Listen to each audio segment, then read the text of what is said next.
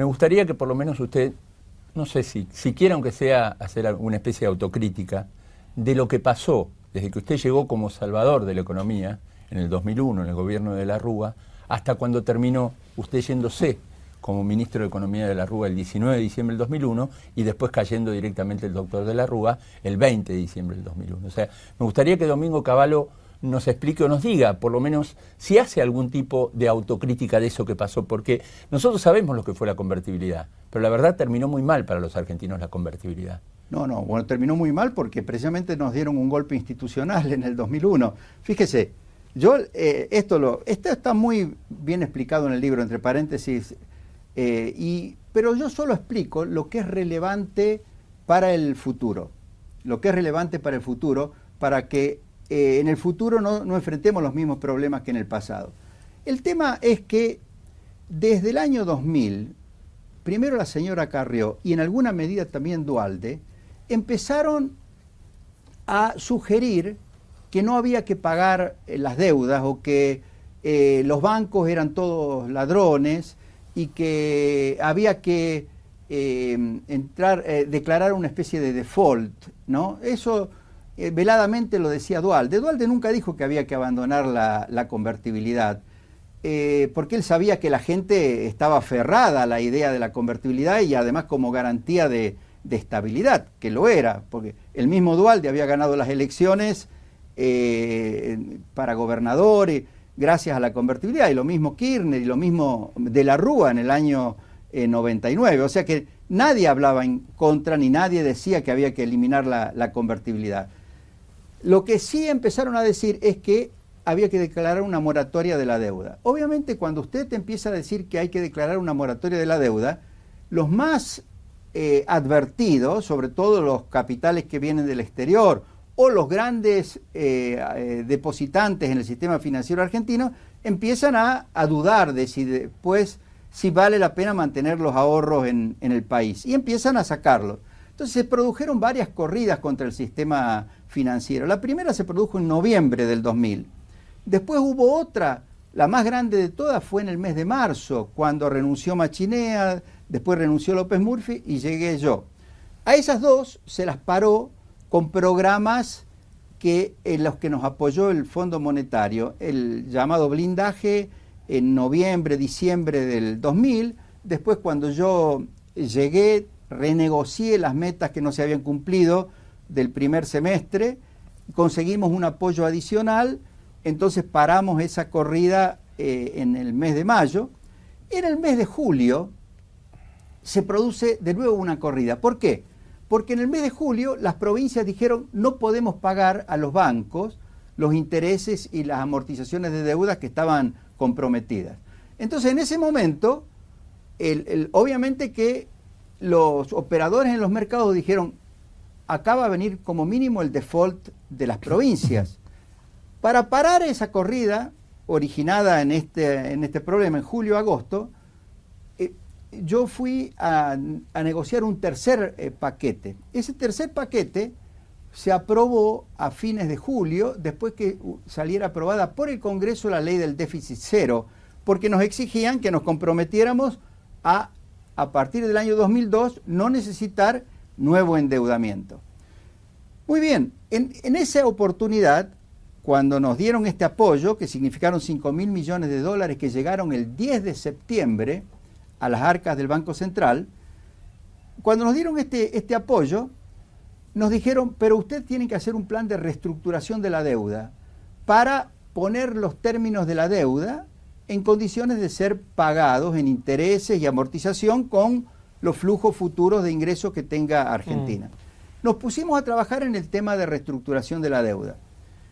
En principio el fondo dijo, nosotros vamos a poner 3.000 millones de pesos más para apoyar la reestructuración de la deuda.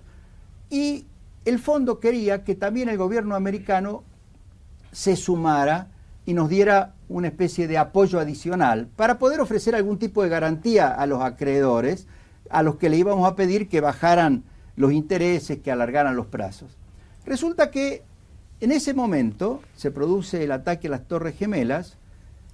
Resulta que estaba en crisis, ya había entrado en crisis Turquía, una crisis más grave que la que aparecía como la crisis argentina, y como Bush necesitaba las bases aéreas o el espacio aéreo de Turquía para invadir Afganistán, le puso presión a los europeos para que agregaran al dinero que comprometía el Fondo Monetario un aporte importante en favor de Turquía. Y los europeos lo hicieron.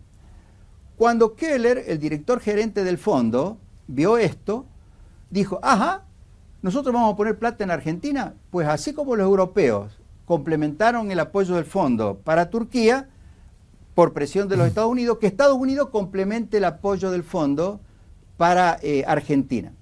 Resulta que ahí Bush y el secretario del Tesoro, Paul O'Neill, estaban persiguiéndolo a Bin Laden. Yo le hablé a través de John Taylor, pero ellos se demoraron, los americanos, en decidir dar un apoyo adicional.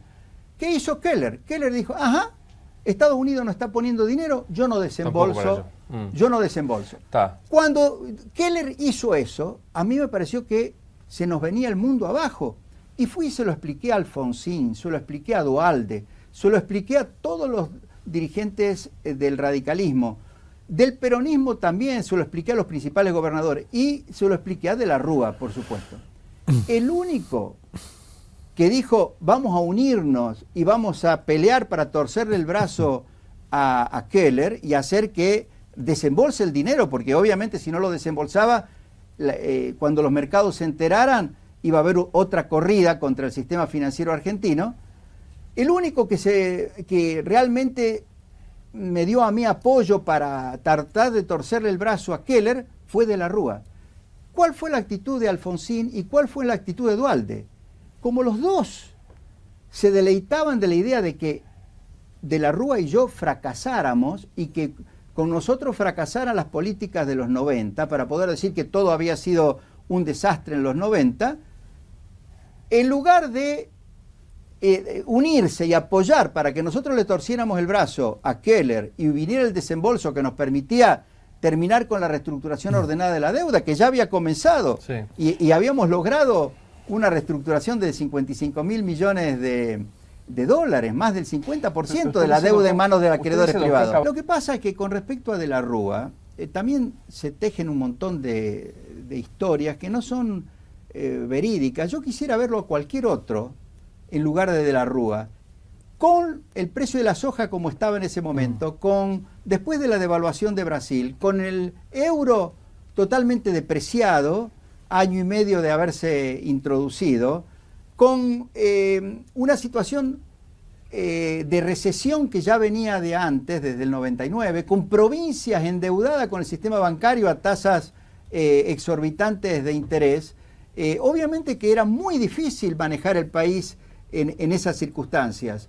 Para colmo, todos los gobiernos, o la mayoría de los gobiernos provinciales eran peronistas, y algunos miembros del gobierno de la Rúa quisieron hacer populismo negociando con los gobernadores peronistas. Por ejemplo, quien manejaba el Banco de la Nación en el año 2000 le dio más crédito todavía a las provincias para congraciarse con los gobernadores peronistas. Y todo eso hizo que fuera muy difícil el manejo de la Rúa. Por eso echarle la culpa a De la Rúa de los problemas que hay ahora, o decir que no tenía personalidad para gobernar, creo que es una mentira, es otra de las tantas mentiras que se están diciendo en la Argentina, ¿no? Además de la Rúa tiene una gran virtud, que yo creo que va a ser valorada en el futuro. Es muy respetuoso de las instituciones, es un ejemplo de radical. Los radicales pregonan que ellos respetan la Constitución, que respetan la división de poderes, etcétera. Pero yo al radical que realmente le vi